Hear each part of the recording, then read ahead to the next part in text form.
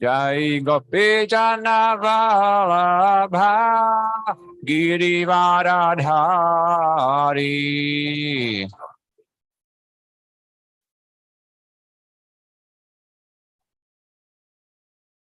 Yashodanandana Vrajajana Ranjana Shoda Yamunatira Vanachari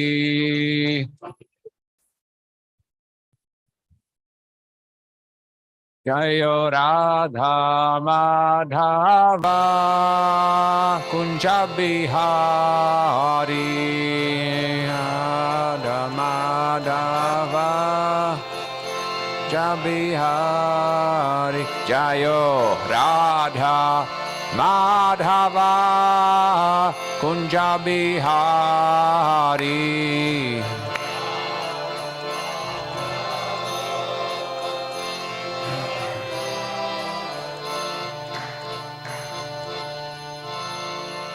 Jai Radha Madhava ki, Srila Prabhupada ki.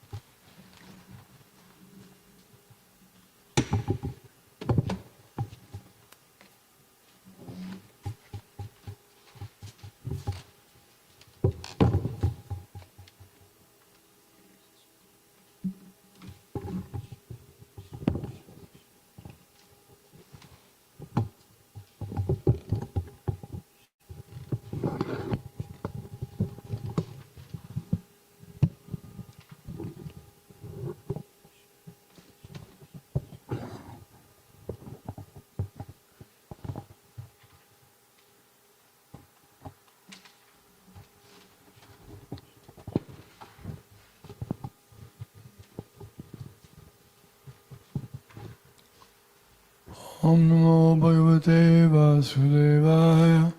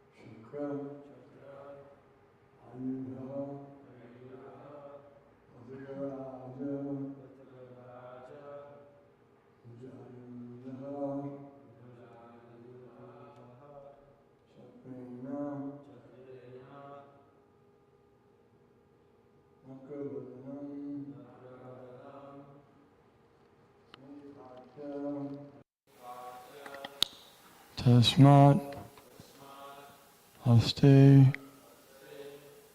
Bhagrihya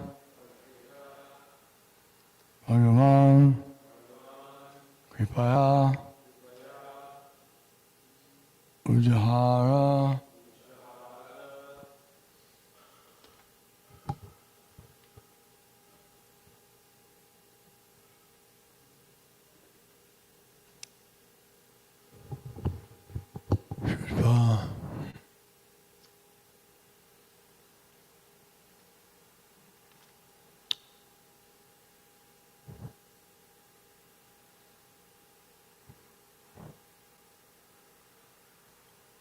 Shudva Shudvaharistam Shudvaharistam Ananartina Aprameyas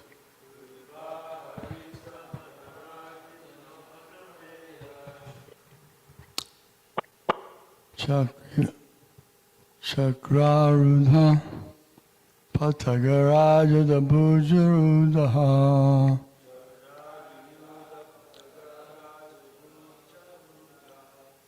Chakrena Nakravadanam Vinipatya Tasmat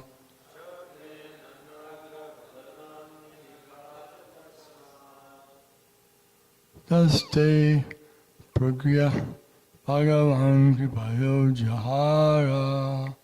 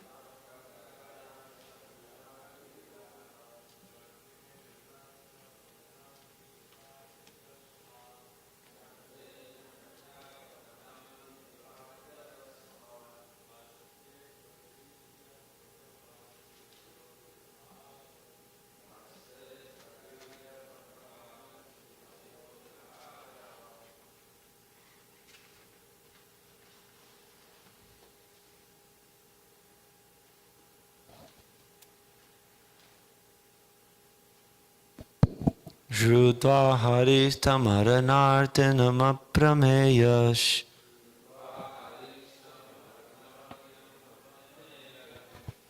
Chakrayudha patagaraja bhujahridudaha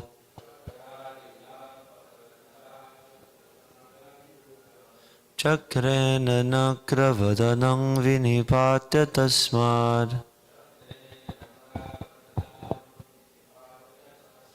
Daste pragrihya bhagavan kripayojahara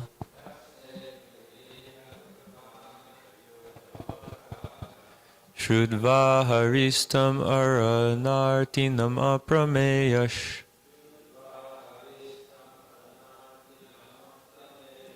Chakrayudha patagaraja bhujadirudaha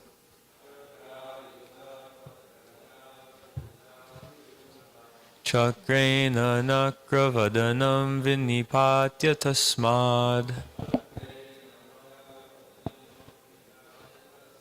Taste pragriya bhagavan kripayo jahara.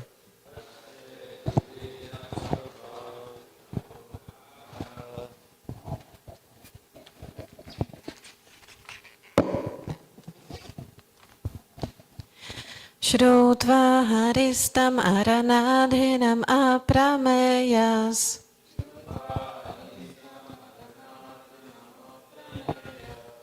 Chakrayudhah patagaraja bujadhirudhah.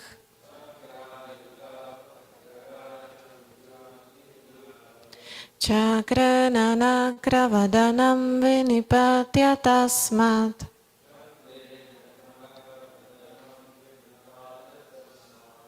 Dhaste pragrihya bhagavan kripayo jahara.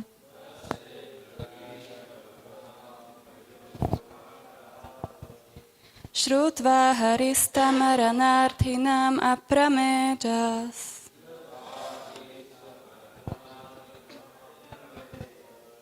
Chakra yudhah patagaraja bhujadirudha.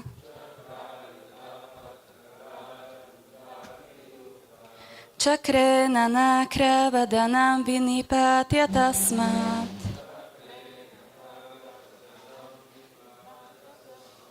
Daste pragrihya bhagavan kripayo jahara.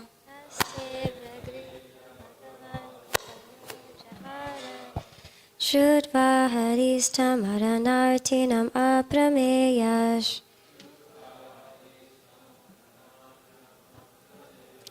Chakra yuda patagaraja bujadirudaha.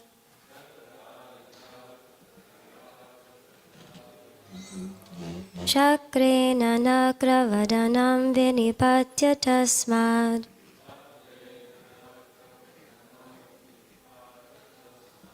Dhaste pragrihya bhagavan kripayo jahara.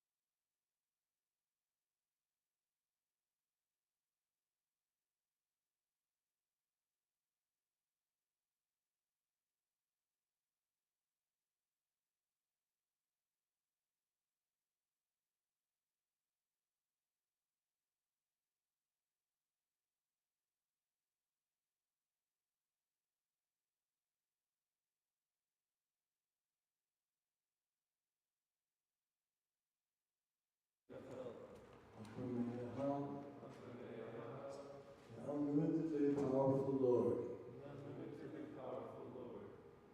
Chakra, wheel. Ayudha, equipped with his weapon. Patagaraja, king of the birds. Garuda. Puja Ayurudaha, being seated on the wings of. Chakrena, by the wheel. Nakravalam, the mouth of the crocodile. Vinipatya, cutting in two. Tasmat, from the mouth of the crocodile. Aste, in the hands. Pragrihya, taking hold of the trunk. Bhagavan, personality of God.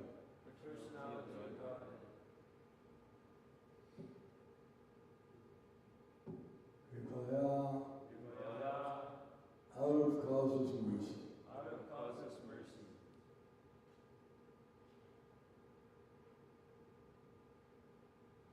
Ujjahara delivered him. Translation. The personality of Godhead, after hearing the elephant's plea, felt that the elephant needed his immediate help. For he was in great distress. Thus at once the Lord appeared there on the wings of the king of birds, fully equipped with his weapon. The wheel, chakra. With the wheel, he cut to pieces the mouth of the crocodile to save the elephant. And he delivered the elephant by lifting him by his trunk. Report.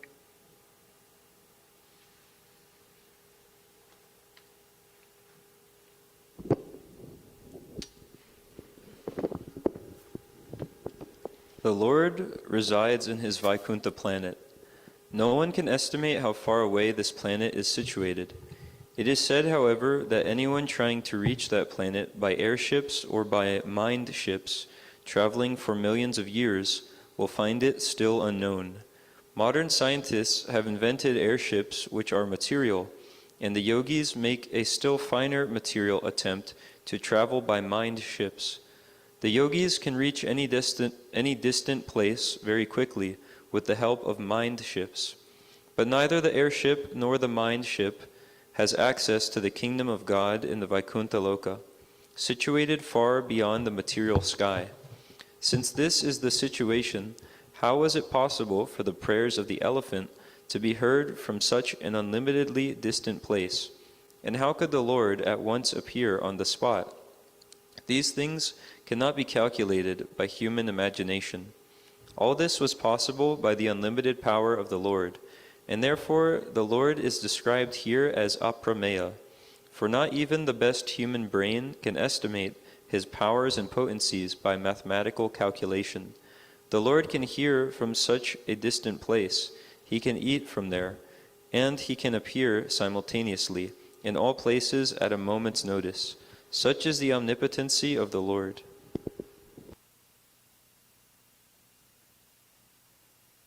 This is the beginning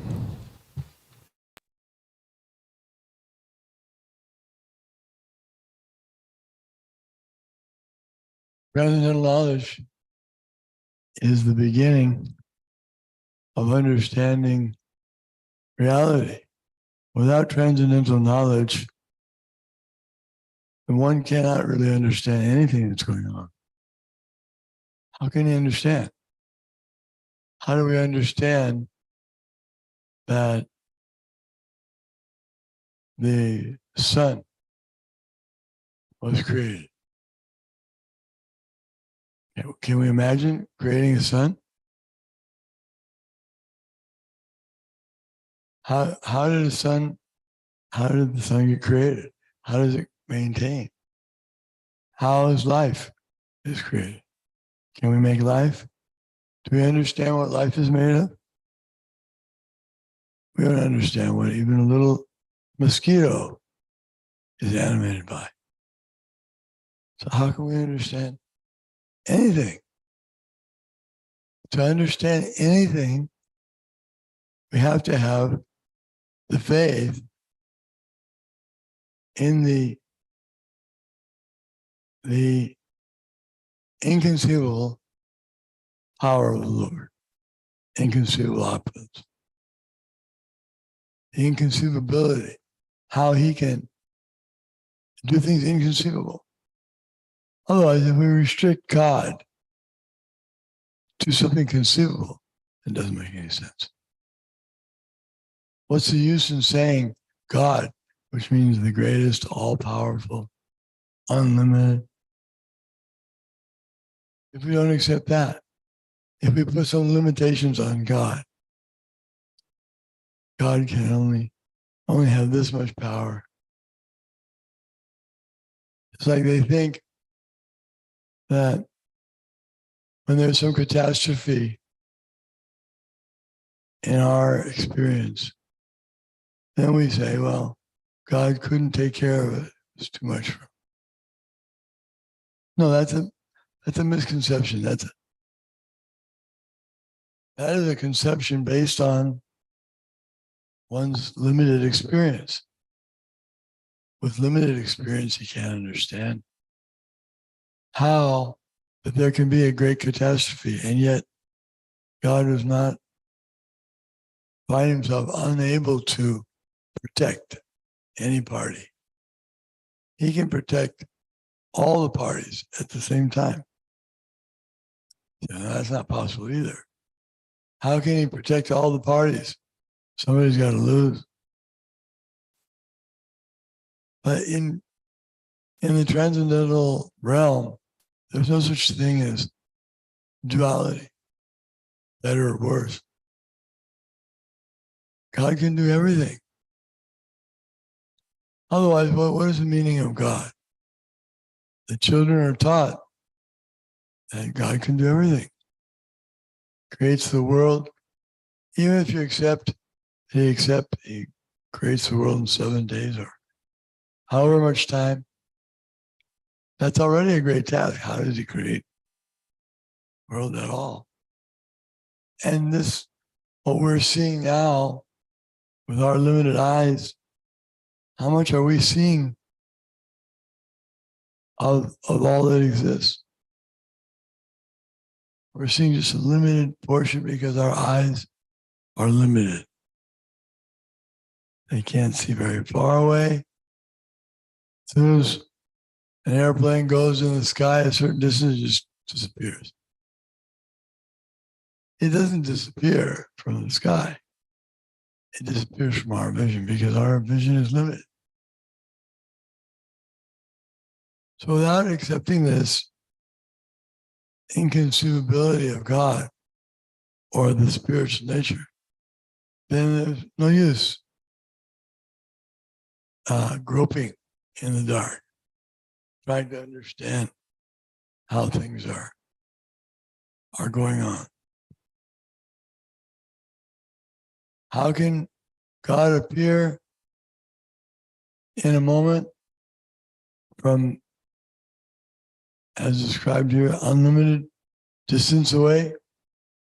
How can he know that this elephant is in difficulty?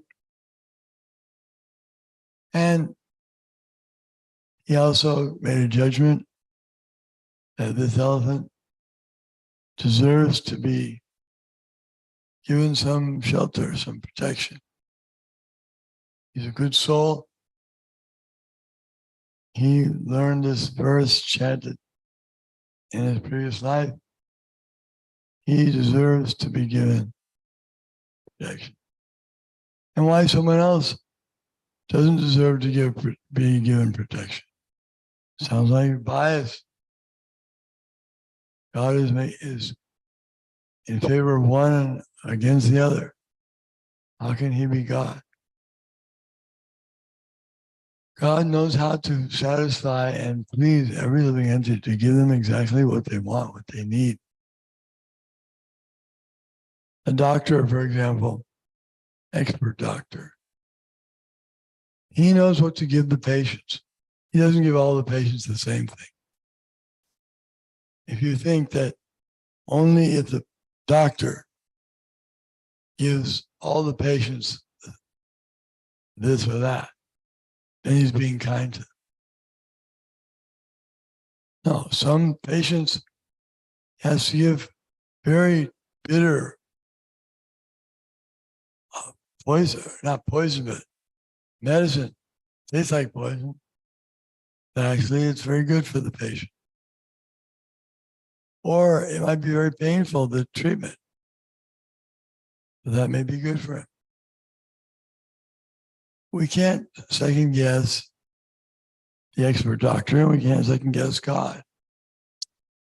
God knows what's best for everyone in every circumstance how to do everything. When we accept this, then life becomes easy. And of course, the so-called modern thinkers will say, yeah, that's the whole point. Before we were just childlike, fairy tale, accepting all these fairy tales. Someone did this and someone did that. Life came from this and that.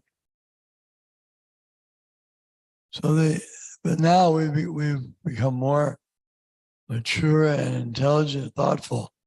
We don't accept such things. We only accept proven facts. But they cannot prove or disprove anything. So there's no knowledge at all without accepting the inconceivability of God. There's no possibility of getting anywhere in knowledge. It's simply wasting time.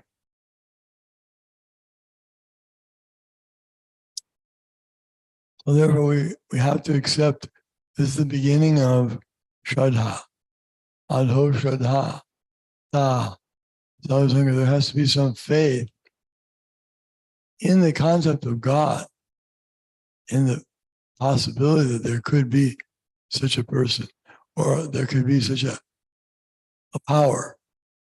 You may say, well, I can't accept there's a person, but maybe there's a power that has such power, has such ability. All right, that's the beginning. And then if we accept that that power exists, why couldn't the power also be a person? Why couldn't it have a personal aspect? This is required. Otherwise, without faith in the absolute truth and in the supreme inconceivability, then there's no hope. Then we're simply in darkness. Keep the eyes closed. So they want to, just like the owl doesn't see the sun because when it's daytime, he hides away. Similarly, if we hide away from the Lord and his name, his fame, his pastimes, his paraphernalia, his instructions, his creation, if we don't accept any of these things, then how can we expect to understand what's going on? And we'll simply be remaining in ignorance forever. No possibility of being delivered from ignorance. Om Jnanatamandasya Jnananjana Shalakaya Chakshuran Miltam Jena Tasmai Shigave. The only way to get free from darkness born of ignorance is by the mercy of Guru and Krishna. By the Guru, one gets Krishna. By the mercy of Krishna, one gets Guru. Then the eyes can be opened with transcendental knowledge. This is real knowledge. If you want something that is supposedly real knowledge that fits in your conception, something you can understand, God is not that type of person that he has to fit into somebody's perception of him. He's completely beyond all stereotypes. He's Swarat. He's independent, completely. No restrictions. He can do whatever he likes.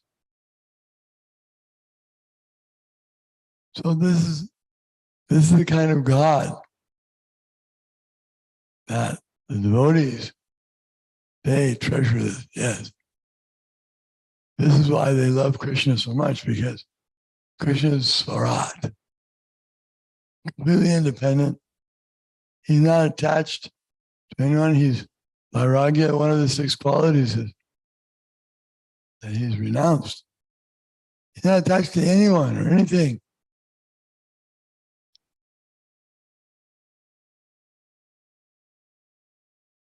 He's all beautiful, he's all powerful, he's all wealth, everything. And he's also detached. He's not attached to any of these things. It's the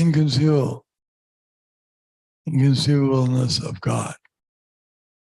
And if we want to make progress towards solving the problems of life are we're in ignorance. When someone is in darkness, he's in danger. He can fall into a hole. So many dangers are all around him. So if he wants to get free from that suffering, he has to get out of darkness. And Srimad Bhagavatam, these different pastimes, different incarnations of the Lord. This incarnation of Hari, 4-handed Narayan, comes on the back of Garuda. Very wonderful incarnation of the Lord. He does so many things with Garuda. Garuda is his great devotee. And Garuda is his carrier.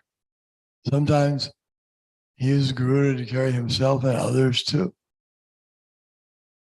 Or he goes to heavenly planets and he on the back of Garuda, and then he brings back Parijata tree or other things very large. So God is unlimited and his pastimes are ever satisfying and they get better. Nature of his activities, they get better and better.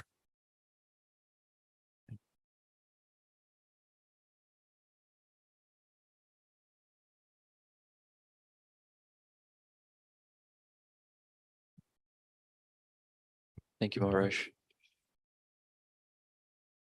Are there any questions, comments?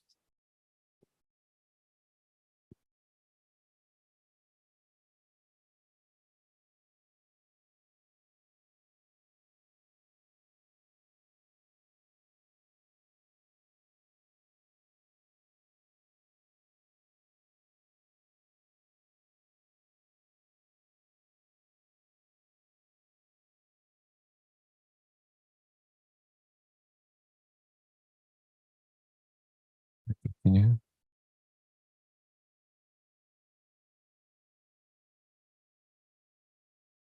Okay, so this inconceivable energy or potency of the Lord, it reminds me what His Holiness dear Guru Maharaj said about.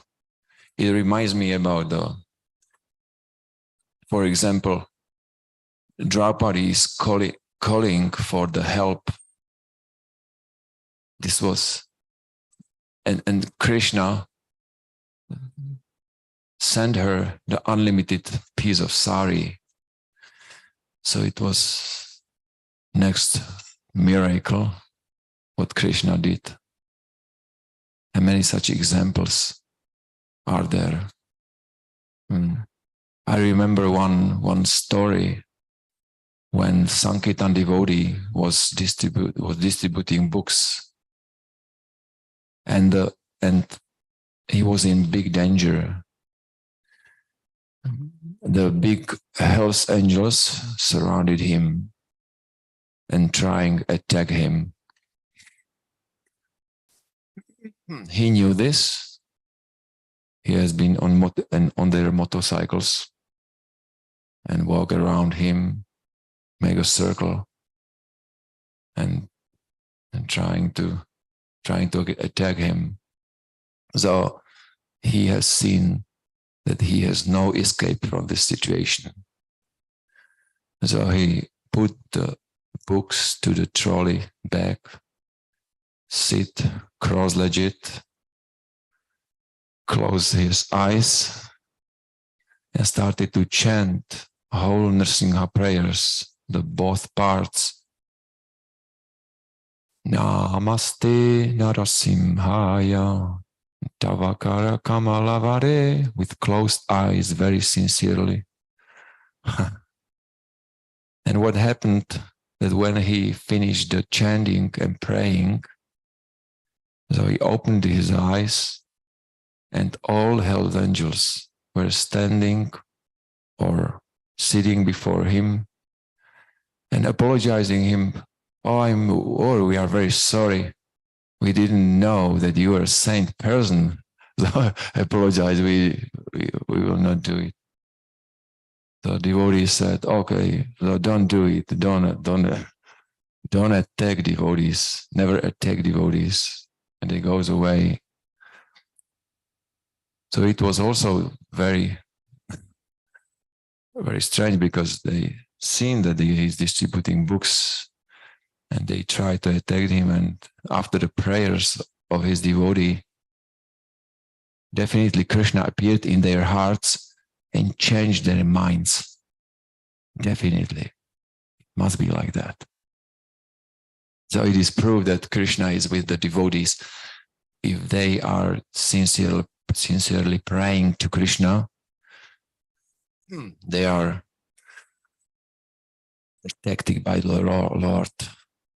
And as Prabhupada said in the purport, that he can be wherever, he is everywhere, actually.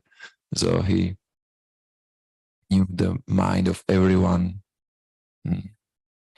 Also, it reminds me about the Bhumi. Bhumi was praying to the Lord. Oh, my dear Lord, or she called Brahma, and Brahma, actually with the demigods, came to the ocean of the milk to pray the Lord. The land is overburdened by the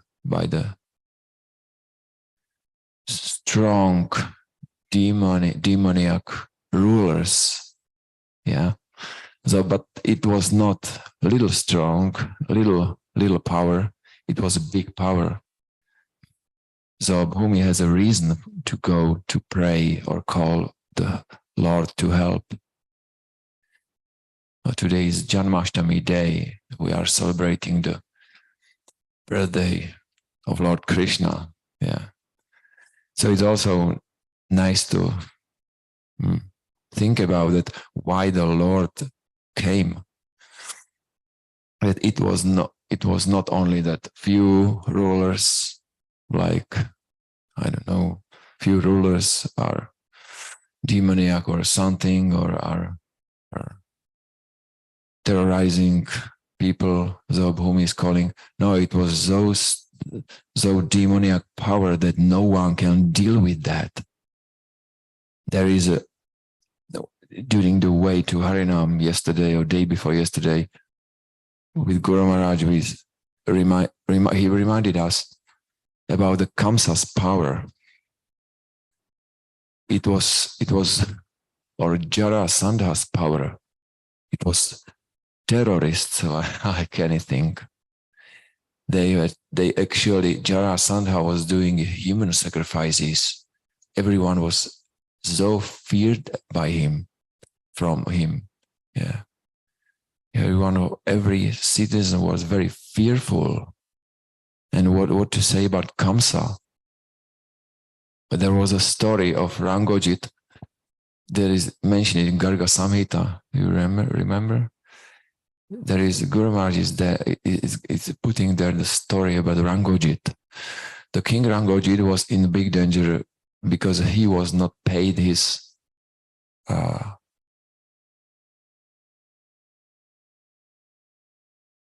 taxes. He didn't pay the tax. He decided to not pay the tax to the king Dhritarashtra, because he was the emperor. He was the emperor of the world. So every king should pay the the tax. So the Rangojit decided, I will not pay. So immediately came Dhritarashtras, or immediately they were asking, someone was sent it to Rangojit, oh, you didn't pay, do you know, the tax this year? He said, yes, I will not pay. So the army was sent it, and Rangojit was a little surprised, not prepared by army, so he was captured by the soldiers of the Dhritarashtra and brought to the Hastinapur. By somehow or other he escaped from the Hastinapur prison and came back to Rangakshetra, to his land. And then he knew that big army will come, so he prepared himself with his whole army and was prepared to fight with Dhritarashtra's army. But there was a Bhishma he was leading the army, so he was fighter like no one can be equal him. Yeah, Bhishma and his army. So Rangojit day after day was losing his army was smaller and smaller. And few days before he was defeated, he sent it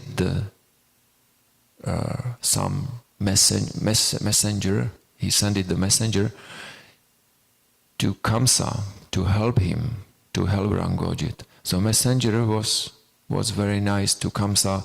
Oh, you are a nice person. You are helping everyone. You are the well-wisher of all living entities. So he was a little flattering him. So the Kamsa was pleased. And what do you need from me, actually? Oh, my king, he is in danger. Hastinapur army is defeating him. Please help us all. So Kamsa told no problem and took all his army, which are the terrible animals, powerful animals, and came to that kshetra where Rangojit was fighting with Hastinapur army and with Bhishma in the center. So Kamsa was fighting with Bhishma's army or with Hastinapur's army. So there is the description that it was so terrible fight that it was big animals was flying and screaming and the soldiers from Hastinapur army were so afraid they are running away because it was so strange. They never seen this fight, these creatures or demoniac creations, animal creations. Yeah, so powerful like anything. So Bhishma was defeated. And there is saying that Bhishma confirmed that demons are winning this time. So we can imagine, we know the power of Bhishma and his army, and he cannot be defeated like very easily. So we can imagine how Kamsa was powerful. Even if he was not the ruler of the world or something, he was more powerful than Hastinapur army and the emperor Dhritarashtra. So there was a big reason why Bhumi called the Krishna's help or Vishnu's help. That there was a reason, and Krishna appeared and helped to the society to get rid of these big demons and killed one after another. Yeah, and his mission was finished. So this day we are celebrating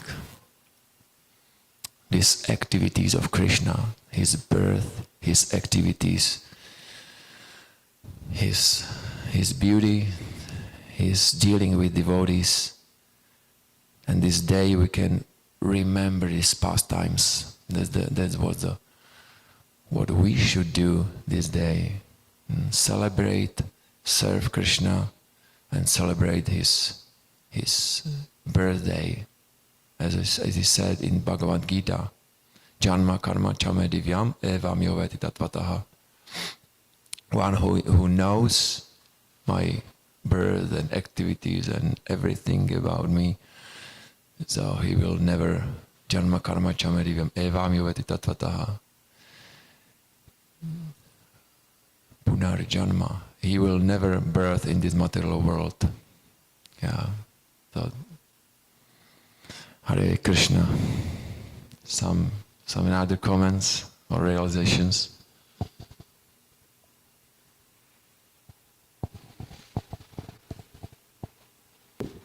With that verse, Krishna is saying the one who knows the transcendental nature of his appearance and his activities. So I was wondering more details on how do we, what is like the full understanding of the transcendental nature of his appearance and activities? What is the transcendental nature of his activities? Yeah, what does he mean by that? Yeah, this explained it in Bhagavatam itself. That there is a difference between Jiva and Supreme Lord. That he is Purnam, he is everything, but everything emanates from him. So we are the small Jivas, and we must know the difference between the Jiva who is expanding from the Supreme Lord, and he is the whole, he is everything. So he made three qualities of nature which are ruling this world. So whatever someone is doing in this world, so it is conditioned. But if he comes to this world, he is never touched by three qualities because he created them. It can be compared to some constructor of the house. He knows everything in the house. He cannot be loose anywhere. The constructor of the house. He painted every room, every pillar, everything. So he's someone who doesn't know about the house. So he comes there. He can lose the way, out. But it never can happen. Someone who was projecting or who was constructor of the house. So the same like Krishna, he constructed his house. He's master of the energies. Then many nice comparison. So if we start understand that he is not touched by the three qualities of nature, so whatever he is doing is not under the control of three qualities. That's our case. If we do something, so it is affected. He's touched by three qualities of nature. So even in the quality of goodness, but Krishna is not touched. He's up. Something like some Guru Maharaj said that someone is below on the land, and there is a sun, and there are the clouds. So we are we are conditioned by the clouds because we cannot jump up to the clouds. But Krishna is there, and when we fly up to the clouds, we can see the clouds from the up. So Krishna is not affected. He is like that. His activities are never touched by the three qualities, three modes of nature. And if we come to the understanding of this, that is called, we understand the transcendental activities, his transcendental birth and activities. His not usual birth. He has no birth like our birth. So we have to contemplate about this. And we will understand it if we will contemplate this difference between conditioned living entity living here and their birth and their relationship with other jivas, some friendships, some love, so we can think about that, how it works in this world, and we can think about transcendental, how Krishna is not like we. Yeah, he has also relationships similar like ours. Therefore, Krishna said, if one understands my transcendental activities, even with the dealing with the gopis, maybe somehow has a problem that Krishna has a relationship with the gopis, but it is not touched by worldly or usual love, there is a nice story about it, but I don't know if today is good time, or there is a nice story when where is explained how Krishna is not touched by the is not affected by material beauty of the gopis, of the material relationships. Yeah. So I will make it short. Once, when Krishna was in Vrindavan and going to the forest in the night to meet the gopis, so once came Durvasa Muni, and Krishna served him as a sadhu come, so we are serving him. So sadhu Durvasa came, and Krishna was serving him and not going to the gopis to the forest.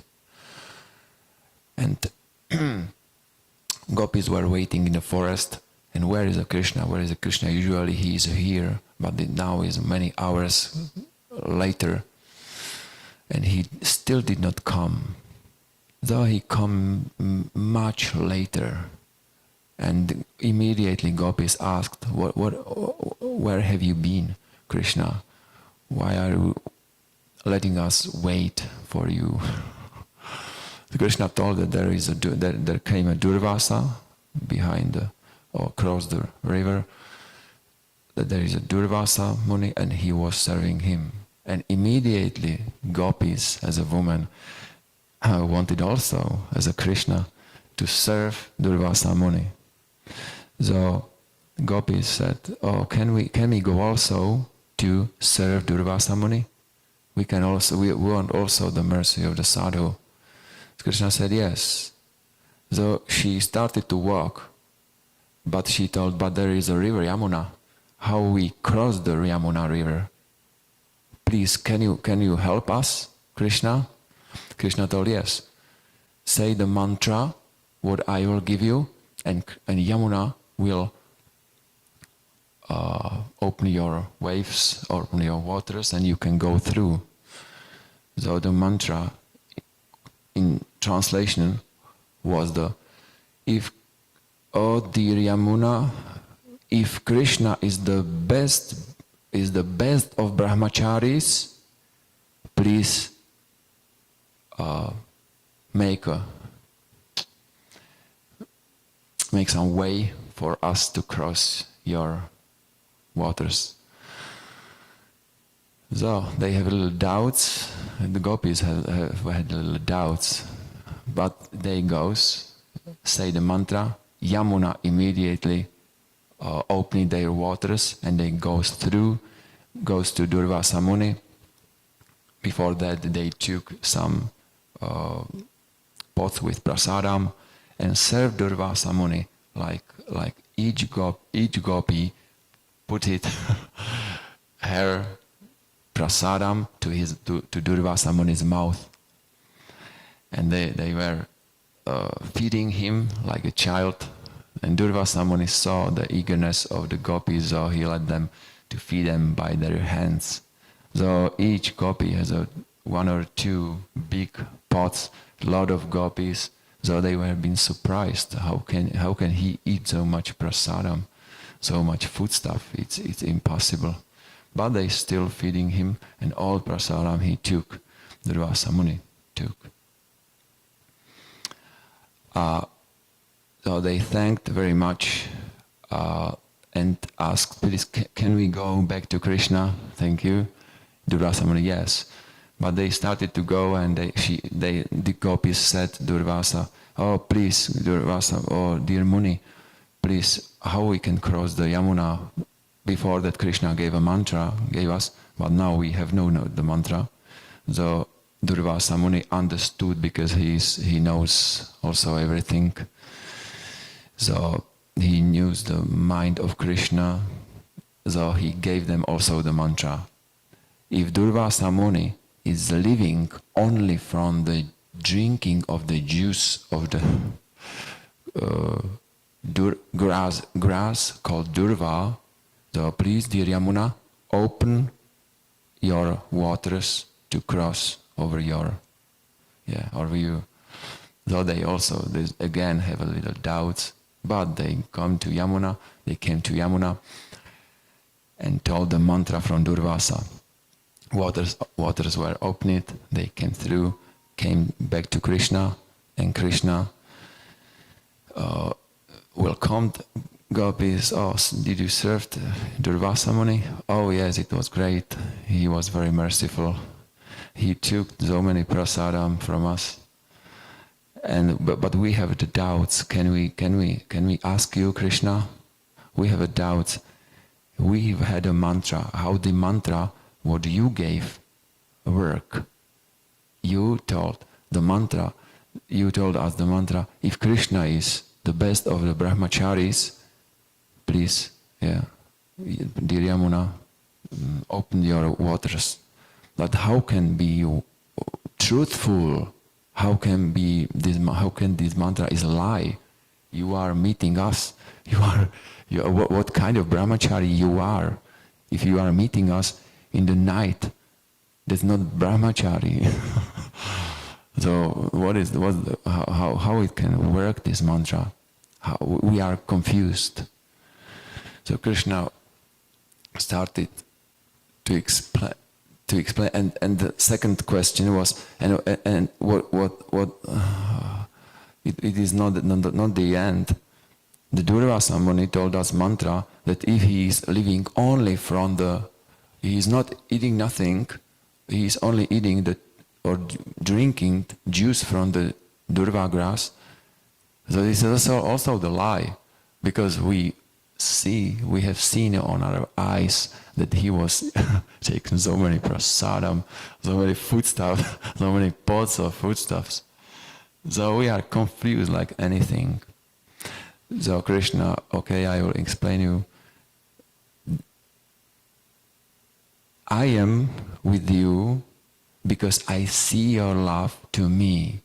I am not attached to you, but I see your love. What you are doing for me, I cannot let it be without some answer. So I am with you only due to your love to me. Otherwise, I am detached from that. I don't need it. He explained the whole philosophy, but the point was that Krishna is not for the gopis there, but he is for their beauty or whatever. He is there for their love for them, for their dedication. And what about the Durvasa? He is not eating anything. He took it, but he don't need it. But he saw your eagerness. He took it only for your pleasure, for you will be pleased. So therefore the mantra was true.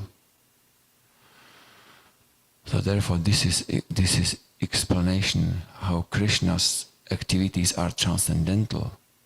He is not bound by the worldly love, worldly friendship, whatever. He is bound only by the love of his devotees. And this is in the spiritual world, or material world also, wherever he comes. But we must contemplate his dealings, read scriptures, and be purified by the service to the Lord, by the chanting Hare Krishna mantra. And then Krishna reveal us his transcendental nature of his activities. And we can understand both material activities of jivas in material world and Krishna's activities in spiritual world and wherever he is, even in material world. So that's this. If it help a little bit.